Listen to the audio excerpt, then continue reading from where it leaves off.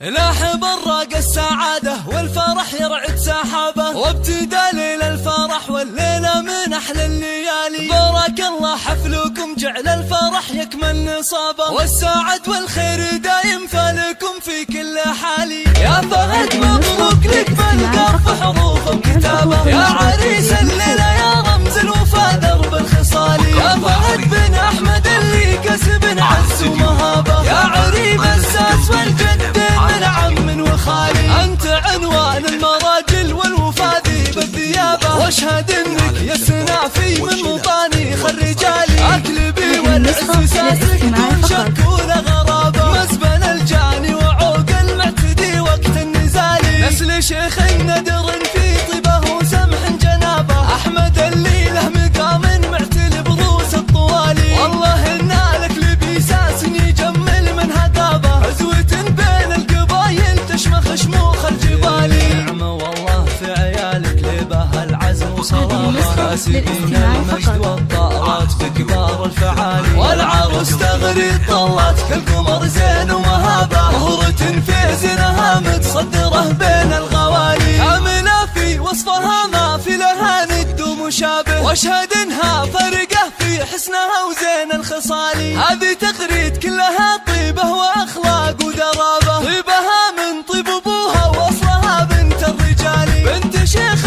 فتح للضيف والعانين بابه، وعلي راعى الفعول اللي تنوم مسكين غالي. سبيح الغلبة يلي مجدهم كل حكابه، الرجال اهل الحمية والوفا واهل المعالي. لابد السبع عن مجد من قبل عصر الصحابة، عزهم تشهد له سيوف صقيله ونبالي. نسبيع الغلبة يلي مجدهم كل حكامة، الرجال اهل الحمية والوفاء واهل المعالي. الرجال اهل الحمية والوفاء واهل المعالي.